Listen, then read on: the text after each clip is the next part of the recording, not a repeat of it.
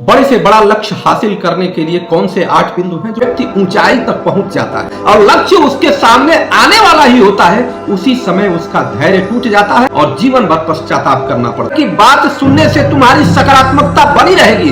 APJ Abdul Kalam Tamil Nadu, Oprah Winfrey का नाम पूरी तरह का नाम आपने सुना ही होगा। आपको ऐसी चीजें हम देंगे जो पूरे जीवन को बदलने के लिए कारगर सिद्ध होगी। जय हिंद। बड़े से बड़ा लक्ष्य हासिल करने के लिए कौन से 8 बिंदु हैं जो आपको किसी भी प्रकार के लक्ष्य को पूरा करने में मददगार होंगे, और आप सोच करके आश्चर्यचकित भी होंगे कि किस प्रकार से इन 8 बिंदुओं का रिसर्च किया गया। और हमारे लिए और भी ज्यादा गौरव की बात होगी आप जब इन 8 बिंदुओं को सुनकर के आगे बढ़ेंगे। सुविधाओं से व्यक्ति महान नहीं होता, कागज की जहाज में जान नहीं होता। आगे बढ़ते रहे, परिश्रम करते रहे तो आखिरी मंजिल का कोई मुकाम नहीं होता। जय हिंद साथियों, मैं आपका साथी रघुवंश, केंद्रीय संयोजक, विश्व का सबसे लंबा तिरंगा समिति। मित्रों, अब तक आपने अगर इस चैनल को सब्सक्राइब नहीं किया है तो कर लीजिए, क्योंकि आपके जीवन को बदलने के लिए वो जो 8 बिंदु हैं जो आपके किसी भी लक्ष्य को पूरा करने के लिए मददगार होंगे, अर्थात अगर इस 8 बिंदु को मान लेंगे तो आपका लक्ष्य निश्चित पूरा होगा। आते हैं, सबसे पहली बात है कि स्पष्ट लक्ष्य का ही निर्धारण। अक्सर हम देखते हैं कि नौजवानों में इस बात की कमी पाई जाती है कि वो स्पष्ट लक्ष्य बता नहीं पाते कि उन्होंने अपने जीवन में किस प्रकार का लक्ष्य निर्धारित किया है। तो आज से आप तय कर लें कि हमारा स्पष्ट लक्ष्य यही है। आप कुछ भी करना चाहते हो, व्यवसाय के क्षेत्र में, पढ़ाई के क्षेत्र में, किसी भी क्षेत्र में जाना चाहते हो, तो आप अपने लक्ष्य को पहले फिक्स कर लें। और जब लक्ष्य फिक्स हो जाता है तो दूसरे कार्य को निश्चित करें, योजना बनाएं। अब उस लक्ष्य को पूरा करने के लिए योजना का निर्धारण करें, लिखें कि हमको क्या क्या करना है। इस लक्ष्य को पूरा करने के लिए कितने समय की आवश्यकता है, हमें संसाधन कौन से चाहिए,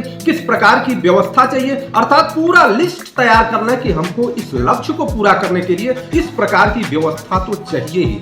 अब जब आप योजना बना लेते हैं तो तीसरी बात जो सबसे महत्वपूर्ण है, जो आपके लिए सबसे ज्यादा महत्वपूर्ण है, वह है कि प्राथमिकता निर्धारित करें।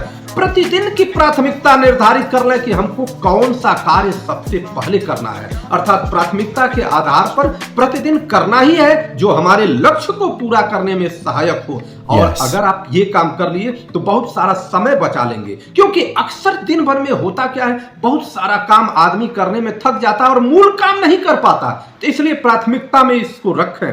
और जब 3 काम कर लिए तो चौथी बात, ध्यान हमेशा आपका केंद्रित होना चाहिए। काम करते समय आप मोबाइल का उपयोग मत करिए, सोशल मीडिया का उपयोग मत करिए, अन्य चीजों से आप सावधान रहिए, क्योंकि मोबाइल, सोशल मीडिया के मैसेज इत्यादि आने से ये पूरी तरह से आपके समय को ही नहीं, जीवन को बर्बाद कर देगा अगर आप इससे सतर्क नहीं रहे तो। और आप केवल लक्ष्य बना करके ऐसे ही घूमते रहेंगे और लक्ष्य पूरा नहीं होगा। इसलिए इसका बहुत महत्वपूर्ण रूप से ध्यान दें। और जब इतना काम आप कर लिए तो 5वां काम, समय प्रबंधन करें। तय सीमा निर्धारित करें कि किस कार्य को हमको सबसे पहले करना है, कितने समय में करना है, यह निर्धारित करें। छोटे छोटे लक्ष्य, उसमें जो आपने बड़ा लक्ष्य निर्धारित किया है उसको छोटे छोटे लक्ष्य में बना लें और समय निर्धारित करना है कि हमको इतने समय में करना ही है। अब आपको सामने मैं ले आ रहा हूं कि आपने जब 5 काम कर ही लिया तो 6वां काम जो आपको कभी कभी लक्ष्य पूरा करने से रोक देता है, यह सुनना अत्यंत आवश्यक है कि लगन और धैर्य मेंटेन रखें। कभी कभी होता क्या है कि जब व्यक्ति ऊंचाई तक पहुंच जाता है, अर्थात लक्ष्य तक पहुंचने वाला ही होता है और लक्ष्य उसके सामने आने वाला ही होता है, उसी समय उसका धैर्य टूट जाता है और कार्य और प्रयास छोड़ देता है और जीवन भर पश्चाताप करना पड़ता है। याद रखो कि दुनिया की कोई भी चीज असंभव नहीं है, हर चीज संभव है। प्रत्येक चीज को पाया जा सकता है। जब लोग चंद्रमा पर जा सकते हैं, अंतरिक्ष में जा सकते हैं, तो हमारा और तुम्हारा लक्ष्य तो इस धरती का ही है। इसलिए ये ध्यान दें, धैर्य बनाए रखें। और इसको पूरा करने के लिए सबसे महत्वपूर्ण बात और आता है कि आप प्रगति की समीक्षा करें। एक ही बार मत सोचें कि जिस दिन हमको लक्ष्य मिलने वाला है उस दिन देखेंगे मिलेगा कि नहीं मिलेगा। प्रतिदिन प्रगति की समीक्षा करें कि आज हमने उस लक्ष्य को पाने के लिए क्या किया, किस प्रकार की योजना बनाई, किस प्रकार से, और कितनी सफलता हमको प्राप्त हुई। और इतना काम अगर आप कर लिए तो सकारात्मक सोच सबसे महत्वपूर्ण है, क्योंकि तुम्हारे अगल बगल ऐसे लोग मिलेंगे जो तुमको डिमोरलाइज करेंगे, हतोत्साहित करेंगे, तुमको कहेंगे कि तुम नहीं कर सकते हो, ये बहुत कठिन कार्य है। परंतु तुम सकारात्मक सोच बनाए रखो अब आप कहेंगे कि कैसे बनाए रखा है, तो किसी न किसी मोटिवेशनल स्पीकर की बात सुनो।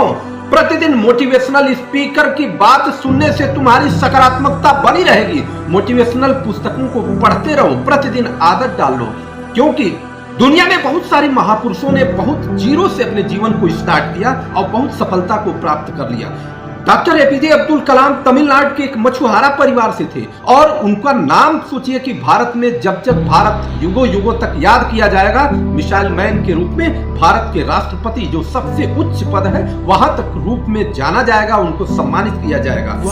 ओप्रा विनफ्रे अमेरिका की एक ऐसी महिला कि जो कठिन बचपन और गरीबी तथा शोषण की अवस्था में उन्होंने सामना किया और कड़ी मेहनत से मीडिया जगत की क्वीन ऑफ टॉक शो बन गई। आज अरबों डॉलर की मालिक और समाजसेवी बन गई। धीरू भाई अंबानी का नाम पूरी तरह से चर्चित है।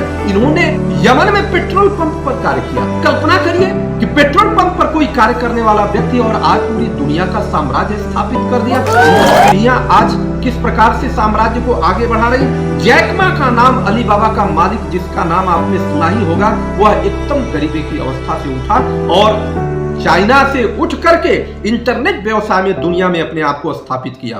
और हार्वर्ड सुल्ज का भी नाम आपने सुना होगा, जो कॉफी का सबसे तगड़ा ब्रांड है, स्टारबक्स कंपनी की स्थापना किया।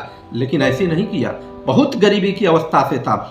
8 प्रकार की जो मैंने बिंदु बताया, ये सारे दुनिया के महापुरुषों के द्वारा रिसर्च करने के बाद ये चीज आई है कि हर व्यक्ति ने इन 8 बिंदुओं पर कार्य किया है, तब जाकर के सफलता पाई है। इसलिए आप सुनिए, आप इस चैनल से जुड़े रहिए, आपको ऐसी चीजें हम देंगे जो पूरे जीवन को बदलने के लिए कारगर सिद्ध हो।